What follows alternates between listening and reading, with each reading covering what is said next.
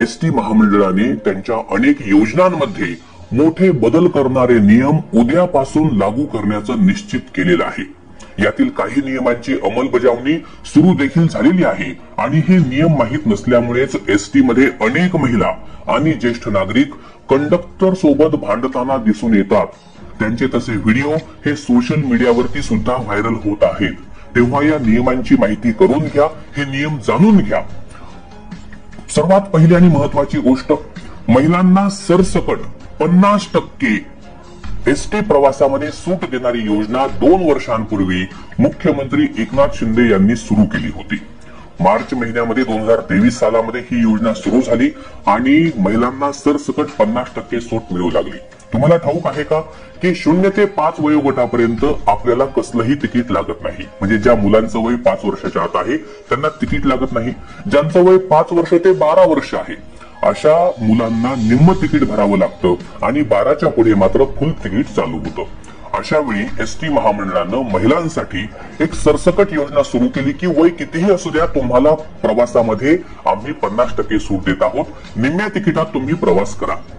ज्या महिलांचं वय 65च्या वर होतं, मग महिला असो किंवा पुरुष असो, ज्यांचं वय 65च्या वर आहे त्यांना देखील महाराष्ट्र जे काही महामंडळ आहे एसटी महामंडळ, तर त्यांनी 50% सूट देऊ केली आणि ज्यांचं वय 75च्या वर आहे, पुरुष असो स्त्री असो, अशा ज्येष्ठ नागरिकांना तर 0 रुपयामध्ये एसटीने प्रवास करता येतो। म्हणजे कसलंही तिकीट काढावं लागत नाही।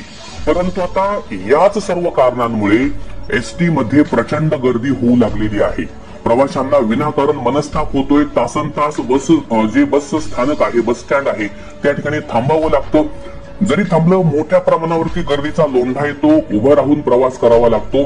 एसटी म्हणजे असून सोय, जी आपण एक म्हण म्हणतो, तर तशी गत एसटीची झालेली आहे आणि एसटीला मध्यंतरी भरपूर फायदा झाला, त्यांचं उत्पन्न वाढलं। परंतु आता मात्र या उत्पन्नामध्ये घट होताना दिसून येत आहे, उत्पन्न कमी होऊ लागलंय आणि अशा या दुष्टचक्रात अडकलेल्या एसटीनं या दुष्टचक्रातून बाहेर पडण्यासाठी उद्यापासून काही नवीन नियम लागू करण्याचा निश्चय केलाय। सोबतच काही नियमांची अंमलबजावणी यापूर्वी सुरू झालेली आहे, परंतु अनेक महिलांना या गोष्टी माहीत नसल्यामुळे, अनेक ज्येष्ठ नागरिकांना या गोष्टी माहीत नसल्यामुळे ते कंडक्टर सोबत वादविवाद करतात, भांडतात। कंडक्टर त्यांना समजावून सांगण्याचा प्रयत्न करतात, परंतु कुणीही ऐकून घेण्याच्या मनस्थितीत नाही। तर बघा, हे नवीन नियम आपण समजून घेऊ। व्हिडिओमध्ये पुढे जाण्यापूर्वी सर्व आमच्या लाडक्या बहिणींना, लाडक्या ताईंना आणि ज्येष्ठ नागरिकांना विनंती आहे, कृपया व्हिडिओला एक लाईक नक्की करा। कारण तुम्ही व्हिडिओला लाईक केल्यानं आम्हाला मदत मिळते, प्रोत्साहन मिळतं आणि आम्हाला वाटतं की हो, सरकारी योजनांशी संबंधित असे व्हिडिओ आम्ही आपल्यासाठी बनवायला हवेत, ही माहिती आम्ही आपल्यापर्यंत पोहोचवायला हवी। तेव्हा कृपया व्हिडिओ पाहताच व्हिडिओला एक लाईक नक्की करा। तर बघा, पहिला सर्वात महत्वाचा नियम आपण या ठिकाणी पाहत आहोत। एसटी महामंडळानं ही जी सुविधा सुरू केलेली आहे ती गोरगरीब जनतेसाठी सुरू केलेली आहे। याचाच अर्थ आता शहरी भागामध्ये जे लोक राहतात की ज्यांचं उत्पन्न खूप जास्त आहे, अशा लोकांसाठी ही योजना बंद करण्याचा निर्णय घेण्यात आलेला आहे। जर तुम्ही मुंबई ते ठाणे, मुंबई ते पनवेल, पनवेल ते ठाणे अशा प्रकारे मोठमोठ्या शहरातून जर प्रवास करत असाल, तर आता ही प्रवासाची सुविधा एसटी महामंडळानं बंद केलेली आहे। तुम्हाला त्या ठिकाणी फुल तिकीट काढावं लागणार आहे। त्या ठिकाणी अर्ध्या तिकिटात आता प्रवास करता येणार नाही, ही गोष्ट लक्षात घ्या। आणि सगळ्यात जास्त व्हिडिओ याच भागातून येत आहेत। लक्षात ठेवा, मुंबई उपनगर, मुंबई शहर जिल्हा, ठाणे हा जो भाग आहे यांचं जे दरडोई उत्पन्न आहे ते खूप जास्त आहे। या ठिकाणी जे काही श्रीमंत वर्ग आहे तर तो राहतो आणि थोडक्यात या शहरी भागामध्ये जो काही प्रवास होतोय तर त्या प्रवासाला आता एसटी महामंडळानं सूट देण्यास नकार दिलेला आहे। जर तुम्ही या भागातून प्रवास करत असाल तर आता तुम्हाला इथे एसटी मध्ये 50% किंवा मोफत 0% सवलत मिळणार नाही। नियम क्रमांक 2, जर तुम्ही महाराष्ट्राच्या बाहेर प्रवास करत असाल, म्हणजे समजा तुम्ही महाराष्ट्रातून बसला परंतु तुम्हाला गुजरातमध्ये सुरतला जायचंय, तर अशा वेळी महाराष्ट्राच्या बाउंड्री पर्यंत जी काही महाराष्ट्राची हद्द आहे तिथपर्यंत महिलांना निम्म तिकीट त्या ठिकाणी चालेल, परंतु तिथून पुढे मात्र महिलांना फुल तिकीट काढूनच जावं लागेल।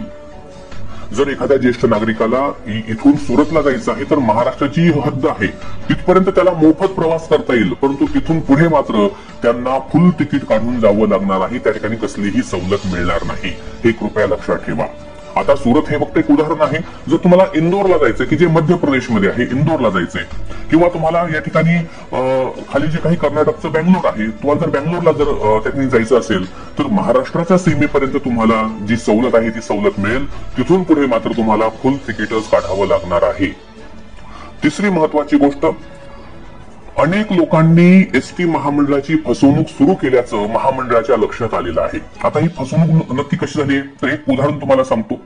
अनेक लोकांनी ज्यांचं वय हे 60 वर्ष आहे किंवा 55 आहे, त्यांनी आपल्या आधार कार्ड मध्ये जन्मतारखेमध्ये खाडाखोड केली, बदल केले, एक डुप्लिकेट आधार कार्ड काढलं आणि आपलं वय 65-66 वर्ष दाखवलं आणि त्याच्या आधारे त्यांनी एसटी महामंडळाकडून निम्म्या तिकिटामध्ये प्रवासाची सवलत घेतली.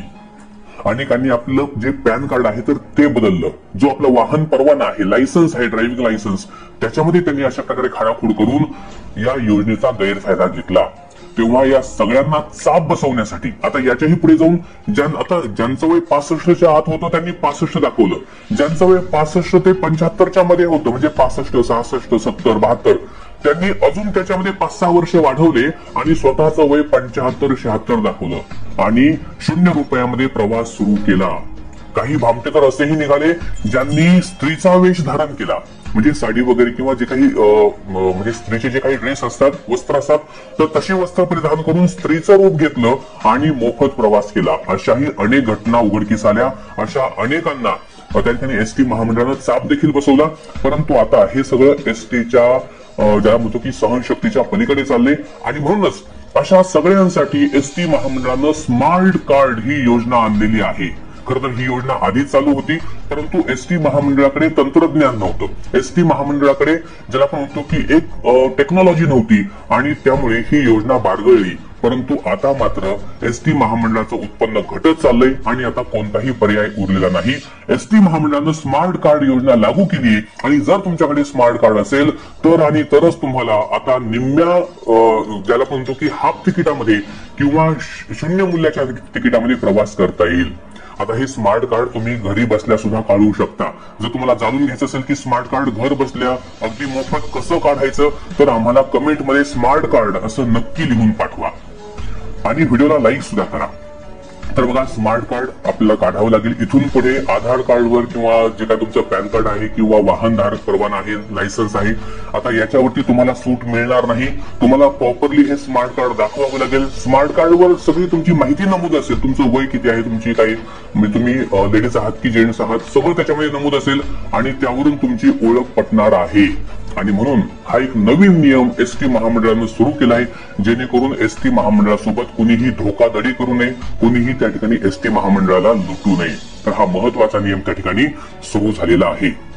आता या नियमाची अंमलबजावणी जरी सुरू झाली तरी देखील अनेक लोकांना असं वाटतं की हे नियम लागू होणार नाहीत आणि त्याच्यामुळेच एसटी मध्ये मोठी भांडणं देखील सुरू होत आहेत. तर तुम्ही एसटी कंडक्टर सोबत भांडू नका, वादविवाद करू नका. या नवीन नियमांची माहिती तुम्ही तुमच्या नातलगांना, तुमचे जे नातेवाईक आहेत, मित्रमंडळ आहेत, त्यांना देण्यासाठी हा व्हिडिओ व्हॉट्सअपद्वारे, फेसबुकद्वारे नक्की शेअर करा. होय, शेअर करा आणि कमेंट करून सांगा की तुम्हाला स्मार्ट कार्ड कसं काढावं याची माहिती हवी आहे का. आणि अशा सर्व सरकारी योजनांची माहिती आम्ही आपल्या युट्यूब चॅनलवरती देत असतो.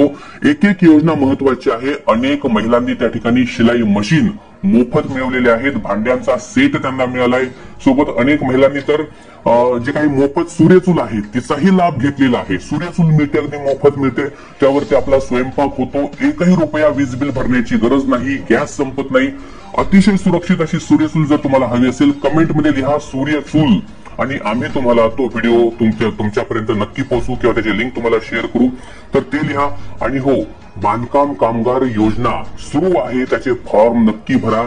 या बांधकाम कामगारांना दिवाळी आधी 5-5 हजार रुपये बोनस मिळतो. 5-5 नोंदणी करून घ्या स्वतःची. बांधकाम कामगार, जर तुम्ही कुठेही जॉबला नसाल, नोकरीला, सरकारी नोकरीला जर नसाल तर बांधकाम कामगार म्हणून स्वतःची नोंदणी करून घ्या. दिवाळीपूर्वी आपल्याला 5-5 हजार दरवर्षी मिळतात, तर तो लाभ तुम्ही सोडू नका. अनेक सरकारी योजना आहेत. तुमचं स्वतःचं घर नसेल तर स्वतःचं घर बांधण्यासाठी सरकारकडून 4.25 लाख रुपये मिळत आहेत. घरकुल योजना सुरू झालेली आहे, तिचाही लाभ तुम्ही नक्की घ्या. एक ना अनेक हजारो योजना चालू आहेत. घरावरती मोफत सोलर बसवण्याचं काम देखील चालू आहे. आपले जे काही मुख्यमंत्री आहेत देवेंद्रजी फडणवीस त्यांच्या अध्यक्षतेखाली, तेव्हा घरावरती मोफत सोलर बसवले जात आहेत, ज्यातून घरातील सगळं नाही परंतु आपण म्हणू की सर्व प्रकारच्या लाईट्स, बल्ब वगैरे चालतात, 1-2 पंखे चालतात, वीज बिल बऱ्यापैकी कमी येतं, मोफत मिळतंय, करून घ्या. तर या सगळ्या सरकारी योजनांची माहिती जर तुम्हाला हवी असेल, आत्ताच आपल्या युट्यूब चॅनलला सबस्क्राईब करा, बेल आयकॉन दाबून ऑलला क्लिक करा आणि हो, कमेंटमध्ये सांगा तुम्हाला कोणत्या योजनेची गरज आहे. तसे ते व्हिडिओ आम्ही तुम्हाला लगेचच त्याची लिंक त्याच ठिकाणी जिथे तुम्ही कमेंट केली त्या ठिकाणी त्या व्हिडिओची लिंक देण्याचा आम्ही तुम्हाला प्रयत्न करू. परंतु प्रत्येकच वेळी लिंक देणं पॉसिबल होत नाही, तेव्हा कमेंट करून सांगा आणि सबस्क्राईब करा, म्हणजे सगळे पाठीमागचे पण व्हिडिओ आणि येणारे सुद्धा व्हिडिओ हे तुम्हाला मिळत राहतील. भेटूया एका नवीन व्हिडिओमध्ये, तोपर्यंत धन्यवाद.